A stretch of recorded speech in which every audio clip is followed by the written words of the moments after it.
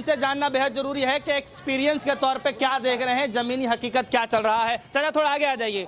कैसे देख रहे हैं योगी जी की सरकार के 4.5 साल से ज्यादा वक्त निकल चुका है, सरकार कैसी लगी? ऐसा है, कानूनी व्यवस्था क्या खुसर फुसुर कर रहे हैं, बाद में फिर आप दोनों खुसर ये कर रहे हैं, ये ऐसे नहीं चलेगा। इस सरकार में जो है शिक्षा तो बिल्कुल जो है इन्होंने खत्म ही कर दी है, जो सरकारी शिक्षा है। अच्छा, शिक्षा से जो हमारा जो देश का भविष्य जो है वो बनता है, और जब हमारे बच्चों को शिक्षा ही ना मिलेगी तो उन्हें रोजगार कहाँ से मिलेगा। और एक तो सरकारी शिक्षा खत्म कर दी, दूसरे रोजगार भी खत्म कर दिया इन्होंने, क्योंकि निजीकरण कर रहे हैं हर चीज़ का। सरकार तो सभी एक सी हैं, सरकार का तो उस वाला हाल है, चाहे कांग्रेस हो, चाहे भाजपा हो, या बसपा हो, या सपा हो। एक कहावत है कि तख्त ताज और राज बदल जाता है, अंदाज वही रहता मतलब अंदाज वही रहता है, सिर्फ मिजाज बदल जाता है। अच्छा, क्योंकि सबका तरीका एक ही है। गरीब के सर किसी ना किसी को तो चुनना पड़ेगा ना। चुनना तो पड़ेगा, मगर यह है कि जो हमने देखा है, जो हमारा अनुभव है, जो बहन जी की जो सरकार आई है, जब भी आई है तो शासन प्रशासन जो है वो ठीक काम करता है। मगर अब जो पूरे उत्तर प्रदेश में कहीं बलात्कार है, कहीं हत्या हो रही है, दलितों की तो इतनी हत्या हुई हैं, हो तो सभी बिरादरी की रही हैं, मगर दलितों की ज़्यादा हुई हैं। और आए दिन जो अखबार में पढ़ लो, कितनी घटनाएं जो बलात्कार की हो रही हैं, बलात्कार के बारे में हत्या, और जो हत्या करने के बाद में भी उन लड़कियों को रात को ही जला दिया जाता, प्रशासन और शासन के बीच में। गरीबों की सुनवाई नहीं है, और कभी कोई परेशानी नहीं हुई इंदिरा ने।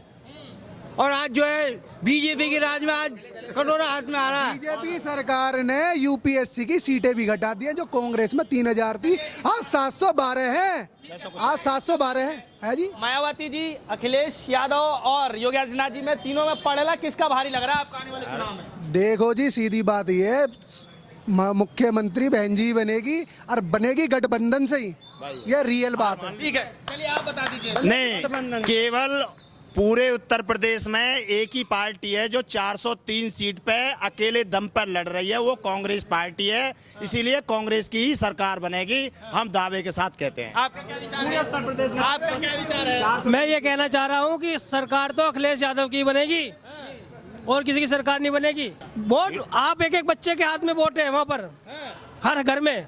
तो इस बार अखिलेश यादव? हाँ जी। क्या चल रहा है भैया? 2 महीने बाद हम लड्डू बांटेंगे, 300 सीट आ रही है भारतीय जनता पार्टी की। और आप 2 महीने बाद आप आके यहाँ देखना, और इन सब लोगों को बुलाना, और इंटरव्यू भी 2 महीने बाद ही करेंगे, बाद के बाद। चलिए ठीक है, क्या देखते हैं भाई, बता दीजिए माहौल किसका भारी है? बात करें अगर योगी आदित्यनाथ तो कहीं रेस में है ही नहीं, ठीक है।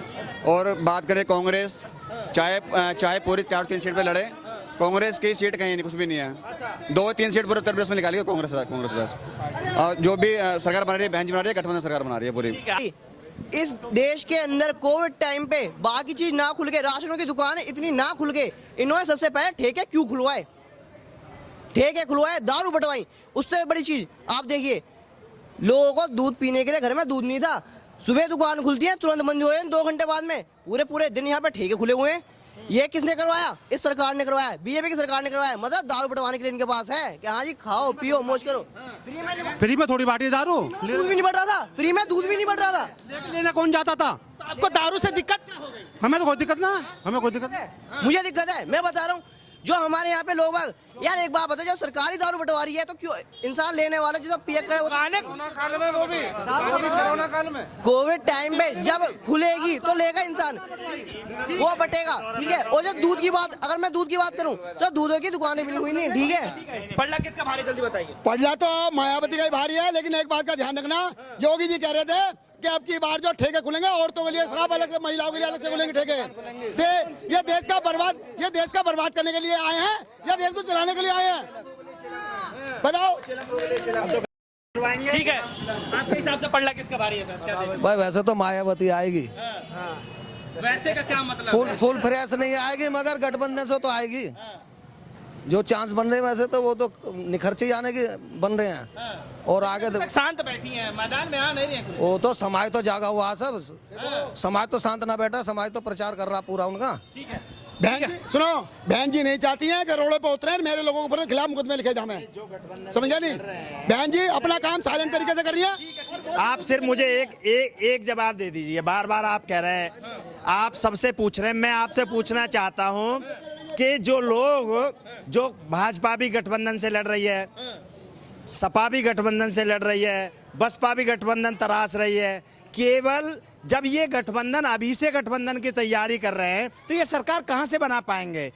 केवल कांग्रेस 403 सीट पर चुनाव लड़ रही है, इसीलिए कांग्रेस की सरकार बनने जा रही है उत्तर प्रदेश में। आप बताइए। गठबंधन के लिए बहन जी के पास इसमें कोई गारंटी नहीं है, कह रहा हूँ बनेगी या नहीं बनेगी। ये तो बनेगी क्यों नहीं, क्या दिक्कत है? मतलब लड़ते एक जमाने से रही है वो, तो क्या दिक्कत अब तक तो नहीं बना। खुल के आ रही हैं। अरे आदि देखिए महिलाओं के लिए जो स्मार्टफोन, स्कूटी वगैरह सब दे रही हैं। कहाँ पर दे रही हैं? आज से पहले नहीं दिए। मायावती जी ने हर एक शहर में 5-5.5 हजार घर दिए हैं। बातों में नहीं दिए, जुमले करके नहीं दिए हैं कि जुमला जैसे अमित शाह जी ने कह दिया था कि 15 लाख रुपए, 2.5 लाख रुपए, ये सब एक भाषण देने का जुमला है और कुछ नहीं है। ऐसे ही कहा था ना अमित शाह जी ने। 1 रुपए में कांग्रेस ने एक गरीब, मजदूर, दलित, वंचित, शोषित सभी लोगों को सरकार ने कई करोड़ लोगों का जो है छत नहीं था, छत बनवाए बीजेपी की सरकार। छत। अबे भैया, मैं तो कह रहा हूं कि वो तो ऐसा बांध रहे हैं कि जिसको 2.5 और 3 लाख रुपए जो दिए हैं ना, वो मकान ही उन्होंने गिरवी रख लिया। जैसे पहले हमारे यहाँ लाला लोग रखे करे, और उस मकान को बेच भी नहीं सकते हो आप और ना उसे किसी को दे सकते हो। अब तो वो सरकार का वैसे ही हो गया। और सुनो वो जो मकान दिखा रखे हैं ना कि हमने इतने मकान दिए हैं, मकान नहीं दिए, वो बेवकूफ बनाया हमारे गरीब, मजदूर, दलित, वंचित, शोषित लोग। 2.5 लाख रुपए में तो पुताई ना होती है। कहाँ पे बना है मकान? कौन सा मकान? सुनो, कौन सा मकान देखा बना हुआ? कौन सा मकान दिया? देखा जा रहा था पहले झोपड़ी थी, अब कहाँ झोपड़ी? किसने बनाई बिल्डिंग? कहाँ बनी बिल्डिंग? नक्शे में? नक्शे में नक्शे में सुनो, मेरे ख्याल चलो काशीराम योजना का मकान मैं दिखाऊं, बना है, बना नहीं। मैं दिखाऊं। हर जिले में 5,500 मकान बने। बहन जी ने पहले दे दिए, ये वादा कर रहे हैं 6 साल से, आज तक 2 मकान नहीं दिए। जो 2.5 लाख रुपए दिए जा रहे हैं ना, 2.5 लाख रुपए भी 1 लाख में से मुश्किल 100 आदमी को बोलने पड़े। 2.5 करोड़ से भी ज्यादा लोगों को शौचालय मिला है। शौचालय? तुम एक बताओ, ये देश शौचालय से चलेगा? एक मिनट, खाने को ही ना तो शौचालय का करेंगे क्या? जब खाने को ये खाने को ही ना, अरे सुनो, ये प्रदेश शौचालय चलेगा? भाई साहब मैं अपनी बोल देता हूँ। चलेगा क्या? प्रदेश शौचालय से चलेगा क्या चीज? मैं कह रहा हूँ 2.5 करोड़ से ज्यादा लोगों को शौचालय मिला है, इनको तकलीफ हो रही है, कह रहे देश शौचालय थोड़ी चलेगा। तो इनका दिमाग कहाँ इनमें ना इनमें दिमाग ही ना। सुनिए, ये सिर्फ शौचालय तक ही सीमित है, आगे इनकी औकात नहीं है बढ़ने की। हिंदू मुस्लिम कार्ड के अलावा कोई दूसरा काम मुझे बता दो। भाई 4.5 साल बहन जी थी कहाँ? सिर्फ ये जल्दी जल्दी। अरे ये जो जीवान जी को नहीं पूछना होता, कुछ भी नहीं होएगा। सरकार भाजपा की बनेगी फिर भी। बड़ा चुप बैठे थे, अब हम कह रहे हैं ना, जितने दलित मंत्री, केंद्र में मंत्री दलित भाजपा ने बनाए आज तक, कांग्रेस बता दो। कांग्रेस ने शोषण करा हमारा, कांग्रेस ने शोषण कर। बिल्कुल। बाबा साहब वहां से हरवा दिए थे महाराष्ट्र से, जगजीवन राम खड़ा कर दिया कांग्रेस ने। ऐसा है 70 साल राज करेगी और दलित और मुस्लिम हट गए। बताना चाह रहा हूँ कि ये कह रहे हैं कि ये जो कह रहे हैं कि हमारे मंत्री बने सरकार में, इस सरकार में मंत्री सुन लो, ये दिखाने के जो ढोकले हैं भाजपा के, अगर दलित की बात करेगी तो कोहली को राष्ट्रपति बना देगी। अरे सबसे ज्यादा जाटव जाति की आबादी है वो भारतवर्ष में, तो जाटव को क्यों नहीं बनाती है? कांग्रेस ने शोषण किया, कांग्रेस ने। भाई सबसे ज्यादा आबादी जाति आधार पे एससीओ में जाटव की है। सिर्फ सपा और भाजपा की टक्कर पे सपा है, वो सेकंड रहेगी, भाजपा फर्स्ट रहेगी अब यूपी में। ठीक है, हाँ भाई कितनी घटा लोगे, घटाओ तुम। उत्तर प्रदेश में समाजवादी पार्टी की सरकार बनेगी। 19 और 20 का आंकड़ा रहेगा बीजेपी और समाजवादी पार्टी के बीच में। और उत्तर प्रदेश का मुख्यमंत्री माननीय अखिलेश यादव जी। सुनिए, आप एक मिनट, आप मायावती चिल्ला रहे हैं, ये कांग्रेस चिल्ला रहे हैं, ये अखिलेश यादव वाले आ गए, सुन लीजिए थोड़े इनकी बात। 2022 में अखिलेश यादव जी उत्तर प्रदेश के मुख्यमंत्री बनेंगे। 19 और 20 का आंकड़ा रहेगा योगी आदित्यनाथ और अखिलेश यादव के बीच में। पिछले बार जो साइकिल पंचर हुई थी उसका हिसाब कौन देगा? पंचर होते रहती है, पंचर में पंचर भी लग जाता है, उसके बाद भी साइकिल चलने लगती है। ये चली नहीं चली आज तक? चलाएंगे आप? बिल्कुल साइकिल चलेगी और खूब दौड़ेगी। अखिलेश यादव जी 2022 क्यों नहीं चलेगी इस बार? हाथी भी चलेगा लेकिन आराम से चलेगा वो। आराम से चलेगा, हाथी आराम से चलेगा। एक बात का सुनो, एक बात का ध्यान रखना, जब खरगोश की और कछुए की दौड़ हो रही थी ना, तो कछुआ दौड़ता था तेज, वो पेड़ के नीचे कि मैं तो तेज दौड़ रहा हूँ, और कछुआ आराम से निकल गया। वही वाला हाल हाथी का होने वाला, ध्यान रखना। ये कांग्रेस, ये इन कांग्रेस के सुनो सुनो सुनो सुनो सुनो इन कांग्रेस के नेताओं से ये पूछो कि 70 साल इन्होंने राज करा, इन्होंने बाबा साहब को बाहर करने का प्रोत्साहन क्यों ना दिया?